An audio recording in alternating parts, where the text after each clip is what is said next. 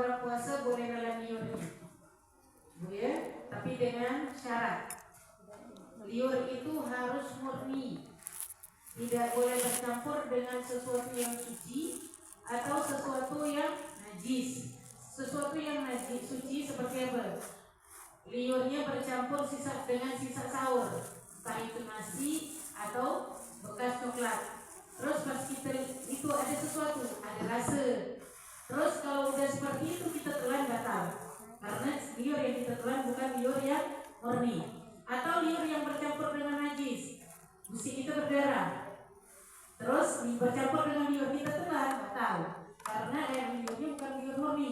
Kalau liurnya murni tidak membatalkan puasa, tapi kalau liurnya bercampur dengan sesuatu najis atau suci, kalau kita telan batal. Terus liur itu tidak keluar dari tempatnya, Bu ya, liurnya tidak keluar dari tempatnya. Bu, tempat liur, tempatnya itu di sini sampai bibir. Ini andai, Ibu jangan bayangkan Ibu, kayaknya Ibu enggak lah, tapi bayangkan anaknya. Dia ngerasa kalau liur ditelankan tak rasa apa-apa. Jadi dikumpulkan liur, dikumpulkan liurnya, nanti terlankan terasa. Ini anak-anak seringnya. Terus boleh nggak Ustazah? Boleh. Yang penting tidak ada yang keluar. Tapi kalau pas dimumpulkan tiba-tiba sedikit keluar dari tempat sini, dari pintunya, sedikit keluar, terus kita telan batal. Kalau dia udah keluar, keluarkan, dibuang. Tapi kalau kita telan, batal. Dan terus sekarang masalah suntik. Suntikan membatalkan puasa enggak? Suntik itu ada ikhtilaf ulama. Cuma lebih afdol kalau bisa nahan. Kalau cuma KB, mending habis azan. Malam-malam. Ya, lebih baik. Tapi kalau nanya Ustazah hukum suntiknya gimana? Itu ikhtilaf. Ya, ada yang bilang batal. Kalau infus pasti batal Bu ya kalau suntik. Ada yang bilang batal. Ada yang bilang tidak batal. Dari manapun suntikannya, mau dari otot, dari urat, tidak batal. Tapi ada yang mengatakan, dan ini pendapat yang paling kuat, ya, katanya dia tafsir dulu. Kalau dia ada perinciannya, ini pendapat yang kuat Bu ya.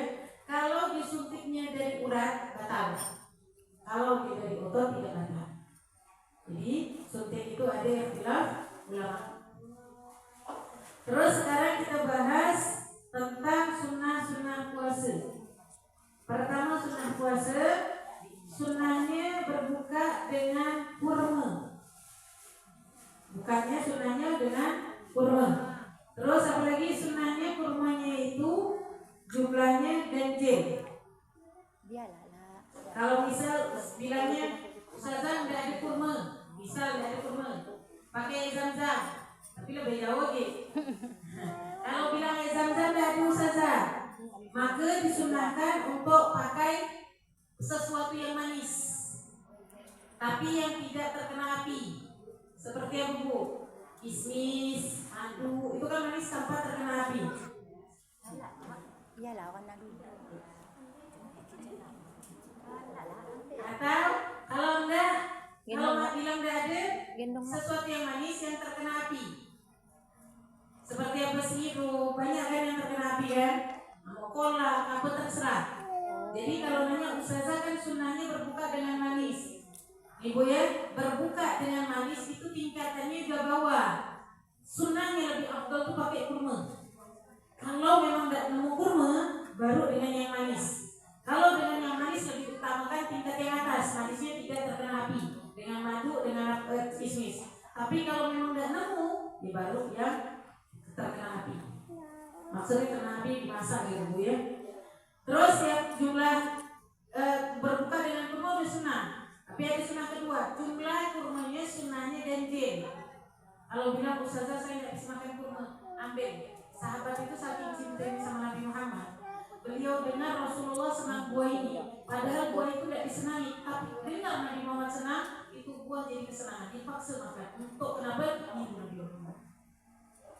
Jadi kalau kita bisa makan, belajar untuk makan kurma, karena karena sunnah. Sayang kalau karena tidak suka kita kehilangan satu sunnah. Dan usahakan kalau makannya 1, 3, 5 atau 7, pokoknya jangan sampai jumlahnya genap. Karena kalau kita makan jumlahnya genap, kita kehilangan satu sunnah Rasul.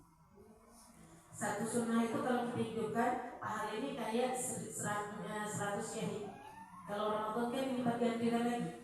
Kita kan memang lagi hidup di dunia ini buat apa? Cari pahala yang banyak. Dengan kita menghidupkan sunnah, itu menjadikan pahalanya kita tambah lagi. Pahala yang sunnah ketika Ramadan tidak akan sama pahalanya seperti sunnah di luar Ramadan. Terus habis itu apa? Berbuka, membaca doa berbuka. Bu, mama banyak salah ketika buka puasa. Bu ya, mereka ini kurma, inai dimegang kurma. Allahumma laka sumtu wa bika amantu wa ala rizkika. Ada yang pakai doa macam-macam. Ada yang bahabat doma, terbatul uruk, terbatul ajar. Dia bilang bahabat doma, telah pergi apa? Aus. Perasaan belum bilang aus ya? Jadi gimana caranya? Bukan kayak gitu sebelum makan, jangan doa dulu. Caranya pas azan langsung buka dulu kurma, habis itu baru minum air putih, baru baca Allahu Akbar. Itu cara buka yang benar. Kamu tahu? Kebanyakan salah kan? Baru tahu Ustazah. Doa dulu. Bilang sahabat doa, bilang haus, mana ada bilang hausnya belum tentu. Jadi makan dulu kurmanya, langsung minum air, baru baca doa. Dan habis baca doa jangan minum dulu, angkat tangannya. Karena berdoa ketika buka itu mustajab. Jadi doa dulu yang panjang, bukan hanya baca doa buka aja, tapi panjangkan doanya. Bayangkan anaknya, bayangkan hajatnya, bayangkan masalah. Minta karena di saat itu waktu mustajab. Apa yang kita minta dikasih. Baru habis itu terserah. Mau nego air, mau makan nasi terserah. Jangan karena berbuka, sholatnya akhir. Berarti doa dulu baru doa. Buka, kalau memang masih kuat, mending sholat baru makan. Jadi sholat maghribnya tidak terlambat. Bu ya, kebanyakan salah kan? Salah. Ya, Allah kasih. Padahal makan dulu baru minum air putih. Udah minum air putih baru doa. Baru doa. Oh ya Allah. Ya dah, gitu kan tak tahu. Apalagi memberi makan orang berbuka, orang yang puasa berbuka.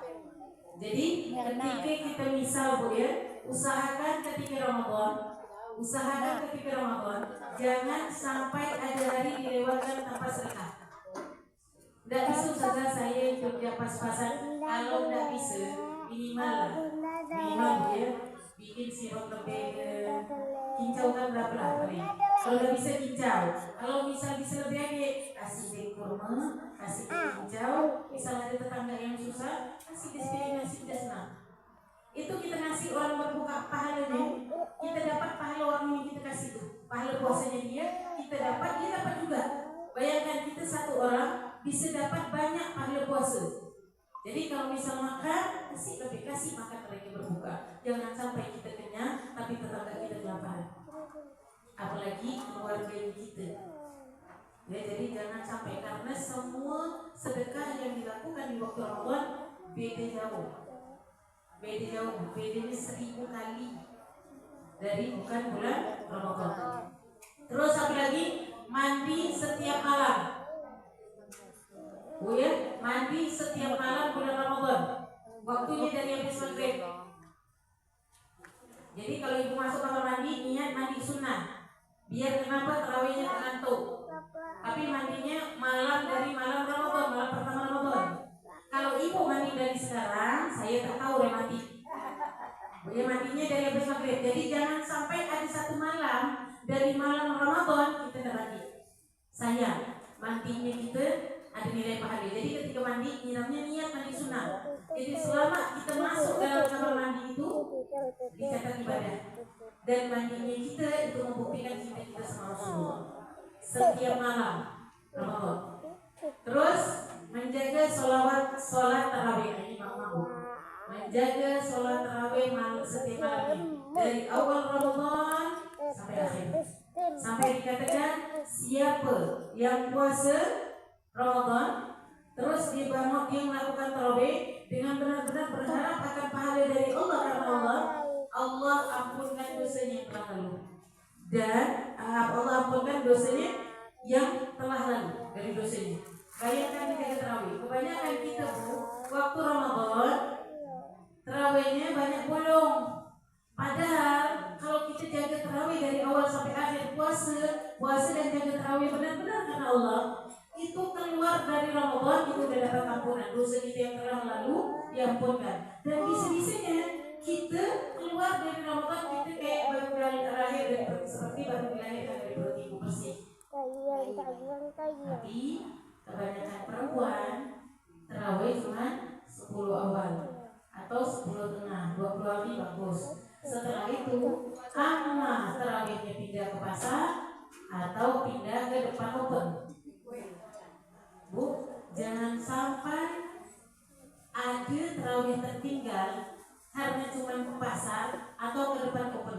Kalau ibu bilang ustazah saya nggak bisa, ibu pikirkan gimana caranya ibu berbuat sesuatu, misal ke lapis atau mau beli baju, yang penting ketika nanti sholat tarawih ibu nggak tinggal.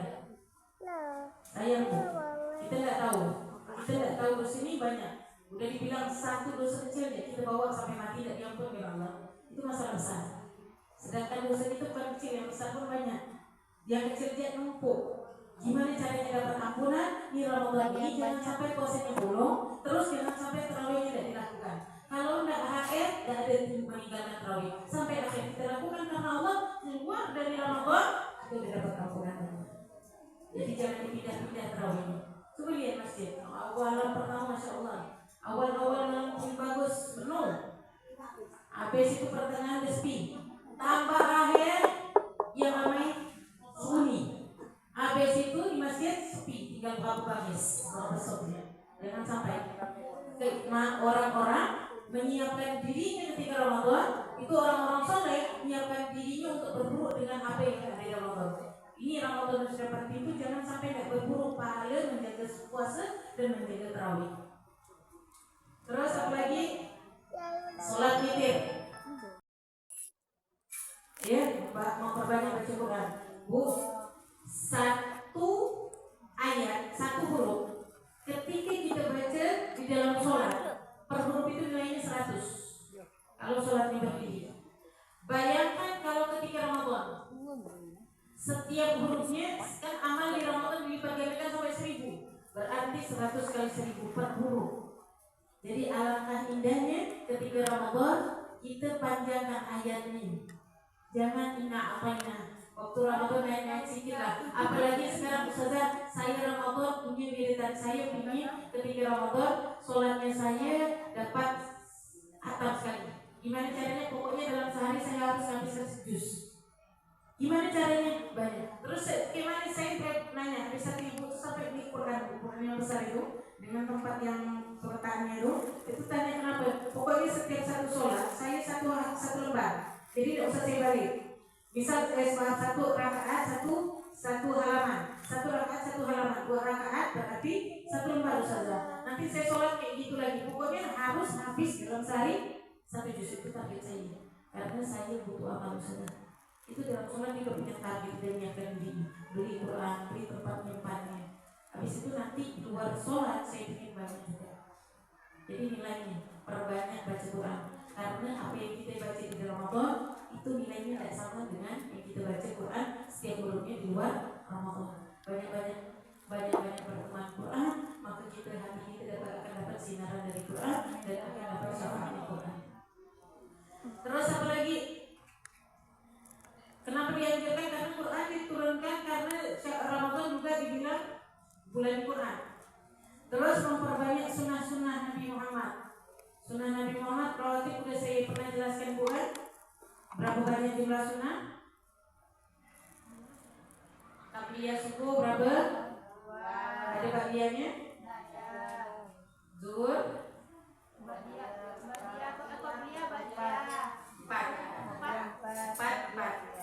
Siapa yang sholat 4 rakaat sebelum dan 4 rakaat sesudah, Allah Subhanahu wa Ta'ala jaga tubuhnya dari api neraka. Terus berapa lagi? Asar 4 sebelum setelah hadir.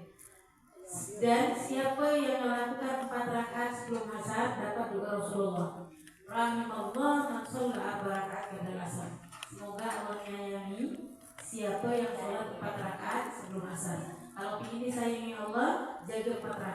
yang doakan kita supaya disayang untuk Rasulullah. Dan orang yang jaga 4 rakaat ini sebelum asar, maka orang ini akan punya rahmat dan bisa ngamuk-ngamuk itu. Sholat 4 rakaat maka yang suka ngamuk ini kan. Terus satu lagi 2 rakaat sebelum maghrib ada bu. 2 rakaat sebelum Maghrib. maghrib ada bu. Ada di takbirat ada di takbirat cuma dia orang tahu. 2 rakaat sebelum maghrib ada, 2 rakaat setelah maghrib. 4 rakaat sebelum, 4 rakaat sesudah isya. Dan siapa yang sholat 4 rakaat setelah isya, maka dia seperti ibadah di malam Lailatul Qadar. Setiap malam kita bisa dapat pahala seperti ibadah di malam Lailatul Qadar dengan menjaga 4 rakaat setelah isya. Ya kalau 2 dapatnya lebih beda. Kalau mau dapat malam Lailatul Qadar 4. Jadi jangan menghayal 2 bisa dapat pahala 4. Seringan orang 2. Iya sebenarnya. Terus maghrib itu ada sholat awabin. Awabin itu bisa 2, bisa 4, bisa 6, bisa sampai 12. 6, kalau nggak salah siapa sholat 6 rakaat itu kayak ibadah 12 tahun. Siapa sholat 12 rakaat itu seperti membangun istana di surga. Nah itu. 2 banyak tak dilakukan. Karena saya hanya membayangkan kayak baca Quran bu. Kita ini kenapa baca Quran susah? Ini baru baca Quran. Allah udah takut habis itu beli ya dik. Allah. Aku baca Quran dengan baca dengan itu beda rasa. Itu yang bikin berat. Jadi kita megang HP, tapi buka itu yang senang. Kayak orang bu, orang yang misal dia suka India, tapi didudukkan suruh nonton film Cina. Muat nggak? Muat nggak? Setengah jam atau berapa jam? Puluhan jam bisa. Tapi kalau dia nonton suka India, dibuka dengan India, 8 jam perpasangan cuma berapa tahun? Nah begini, belajar untuk mencintai Quran gimana? Ingat setiap hurufnya, ingat pahalanya. Mungkin ketika kita buka dengan cinta, bacanya akan diberi kelezatan. Kayak tidak ingin berhenti, ingin nambah. Tapi kalau kita ini baca dengan terpaksa, udahlah baca, tidak apa-apa lagi, tidak ingin lagi. Itu berat. Ada orang sholat bu, dia sholat, dia kenal karena dia tahu sholat itu munajahnya. Orang yang dipanggil diizinkan itu diundang sama Allah ketika sholat. Tidak semua orang bisa diundang untuk dipanggil munajah langsung, kayak berhadapan langsung, bisa bermunajah langsung sama Allah.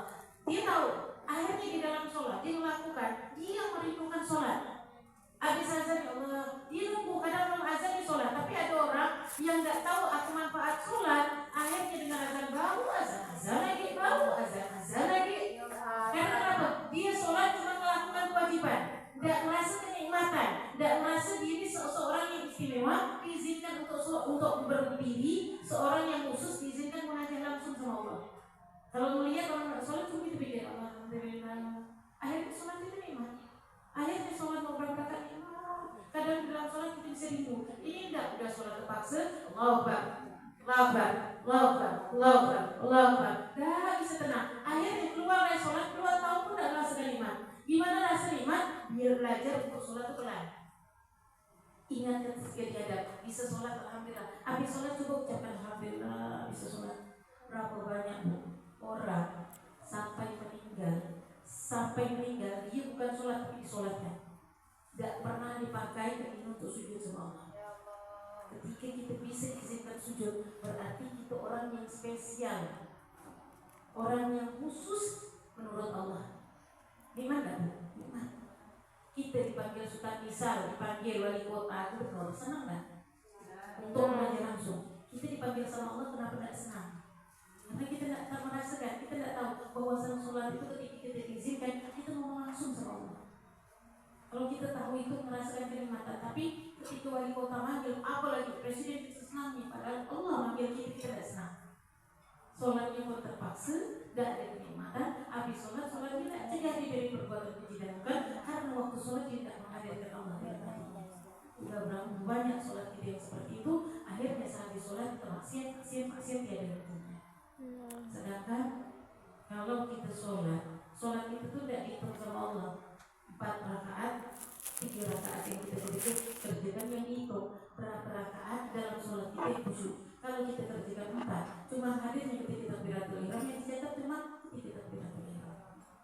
Bu, sholat itu kalau dijaga banyak bisa memberi perubahan yang luar biasa. Banyak bisa menjauhkan kita dari perbuatan yang benci sama Allah. Tapi ketika kita sholat harus sadar siapa yang benar dan hadirkan hati buat Allah. Maka ketika kita jaga sholat, sholat akan memberi cahaya dan sholat akan memandu kita dari dalam kubur. Ini yang kita butuhkan. Terus apa lagi Bu?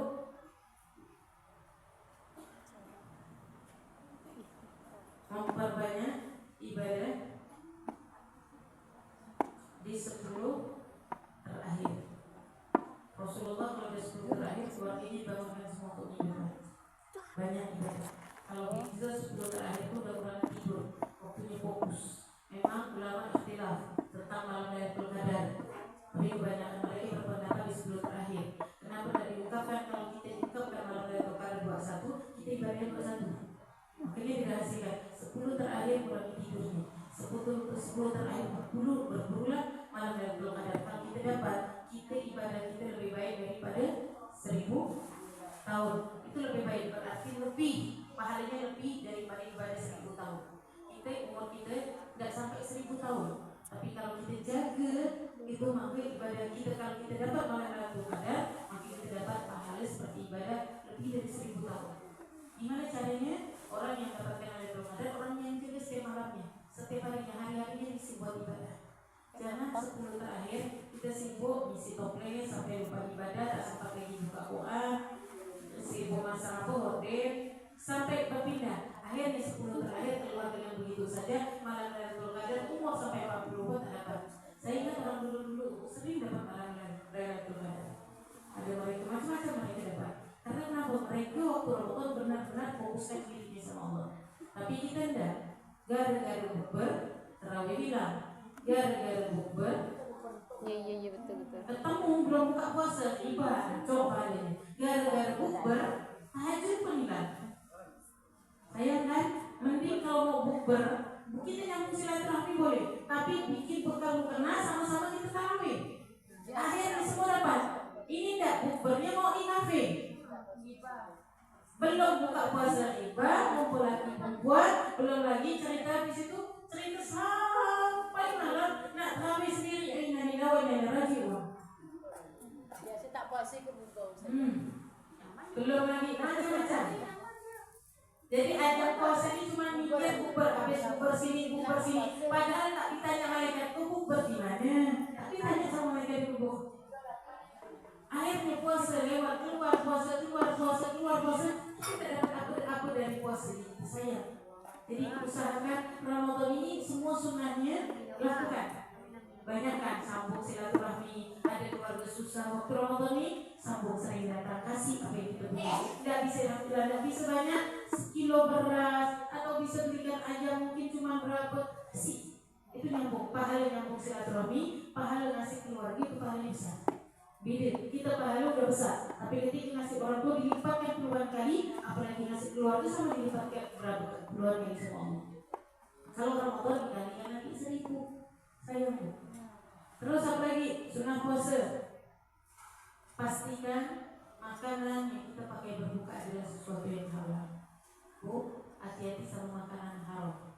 Saya ingat pesan Habibah istrinya Habib Umar. Beliau bilang makanan haram kalau masuk ke perut kita, walau kita tak tahu itu berbekas, bisa jadikan tubuh kita malas ibadah, bisa malah jadikan kita malas buka Quran. Pokoknya itu berbekas. Sayyidina Abu Bakar ingat akan pesan Nabi, kullu lahmin nabata min haram fannar aulabi. Semua daging tumbuh dari makanan haram, maka tempat yang pantas daging buat daging itu adalah neraka.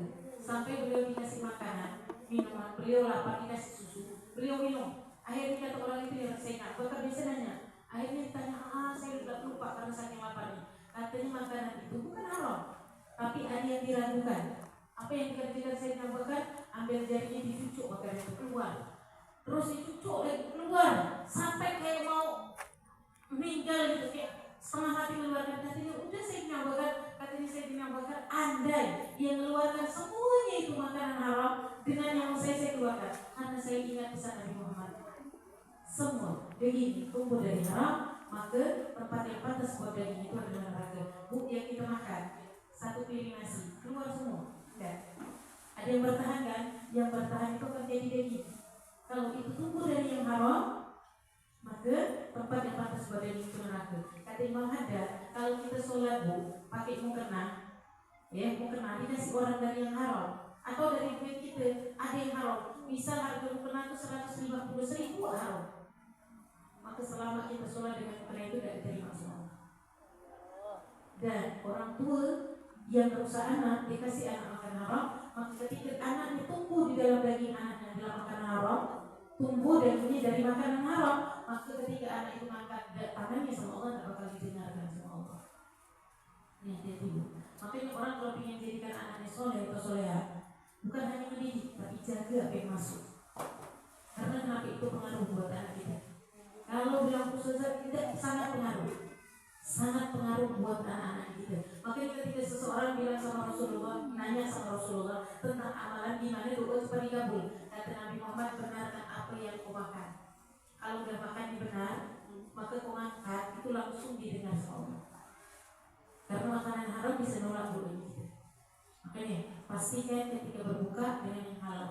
Sampai katanya kalau mendingan saya masukkan pasir ke mulut saya daripada saya masukkan makanan haram ke mulut saya. Jadi jangan cari mewahnya, tapi pastikan itu halal. Ini sunah-sunah dan meninggalkan yang tidak manfaat ketika puasa. Nih, jangan pernah kau biarkan, jangan pernah kau tanggalkan dari hati kami rasa cinta dan rindu kepada Rasulullah SAW. Kasih atas kesehatan yang kau berikan. Kami mohon beri kami kesempurnaan sehat. Beri sehat, tapi sehat kami bisa kami pakai buat mencari ridho dari Nabi Muhammad. Bisa kami pakai untuk melakukan kewajiban, meninggalkan kemaksiatan. Bisa kami pakai untuk menghidupkan sunnah Nabi Muhammad.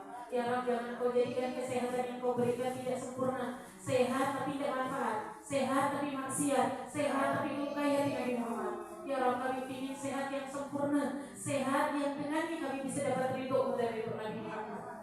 Ya Rabb, kami tidak tahu kapan akhir kami. Tapi ya kami lihat jenazah dibungkus kain kafan. Suatu saat ibu kami yang bakal dibungkus. Kami lihat jenazah ditangiskan. Suatu hari ada saatnya kami yang bakal ditangiskan ya Allah. Ditangisi oleh keluarga kami ya Allah. Kami lihat jenazah dimasukkan keranda. Nanti tubuh kami yang dimasukkan ya Allah. Kami lihat jenazah dimasukkan dalam lubang kuburan dan tidur sendirian. Suatu saat kami yang bakal digotong dimasukkan dalam lubang dan tubuh kami tidur sendirian di dalam lubang itu dan tubuh kami ditutup sama tanah lagi. Ya sebelum saat itu datangnya bantu kami untuk berbekal, bantu kami untuk mencari ridho-Mu, bantu kami untuk melakukan ketaatan, bantu kami untuk berhenti dari kemaksiatan ya Allah. Kami takut kemaksiatan yang kami lakukan, dosa yang kami lakukan menyebabkan tubuh kami ketika dikeluarkan dimasukkan dalam keranda berteriak karena ketakutan ya Allah. Ya kami ingin menjadi tubuh kami ingin ketika tubuh kami dimasukkan ke dalam keranda, kami menjadi tubuh yang ketika dimasukkan dalam keranda berteriak karena senang dan ingin cepat dimasukkan karena dia tahu kuburannya adalah taman dari surga ya Allah. Ya Allah, dosa kami banyak, amal kami belum punya. Kalau besok kami dicabut atau lusa atau sisa umur kami sebulan lagi, kami takut ya Allah, yang sebulan itu yang tersisa tidak bisa menyebabkan kami bisa berkumpul dengan Nabi Muhammad. Ya Allah, ampunkan dosa kami ya Allah. Sisa umur yang sedikit ini ya Allah, bimbing kami untuk menjadi orang yang pantas berada di barisan terdepan bersama Nabi Muhammad. Ya Allah, pandang kami berkat Nabi Muhammad, hapuskan dosa kami berkat Nabi Muhammad. Kami takut dosa kami bisa menyebabkan kami susah mengucapkan la ilaha illallah ketika akhir nanti. Kami takut dosa kami menyebabkan kami meninggal su'ul khatimah. Kami takut dosa kami nanti menjadi penyebab kami berpisah dari Rasulullah. Ya Allah, dosa kami banyak, ampunkan ya Allah. Dosa kami banyak, tapi ampunanmu lebih luas, lebih banyak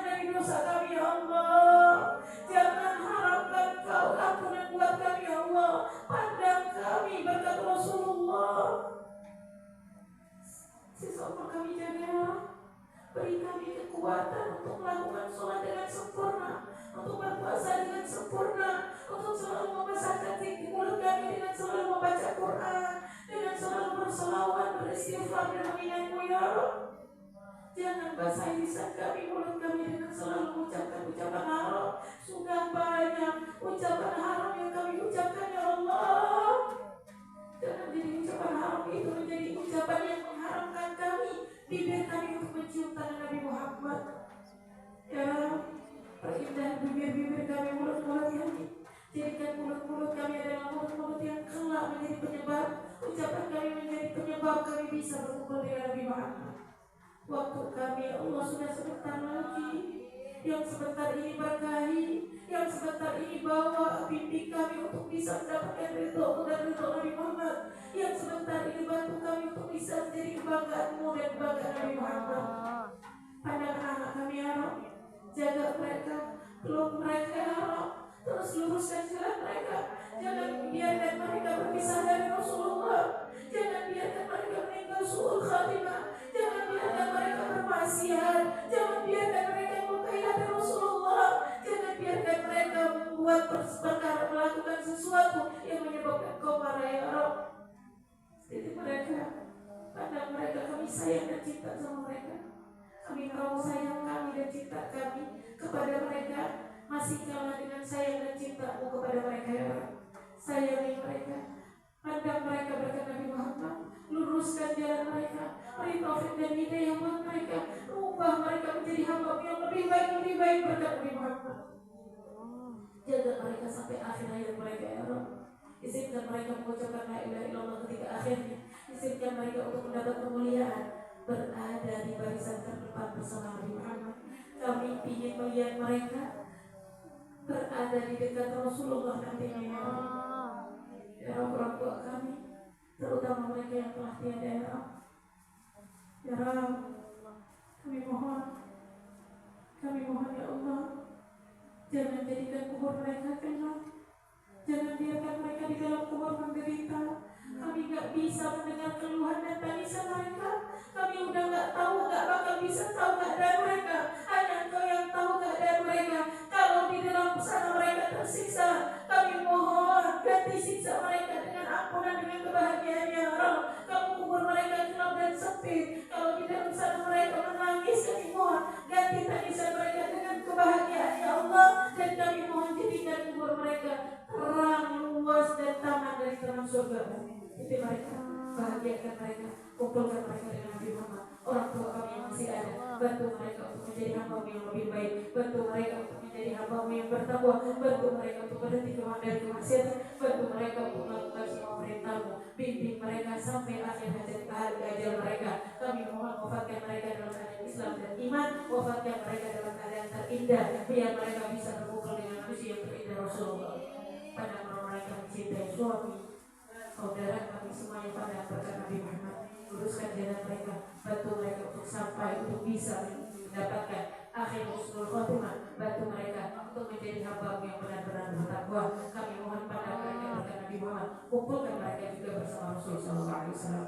Kabulkan hajat kami dari Tuhan, memaafkan penyakit kami dan semuanya ya Allah, dan berkahi rumah kami dan rumah ini ya Allah. Jadikan rumah kami dan rumah ini ya Allah menjadi rumah yang selalu ditunggu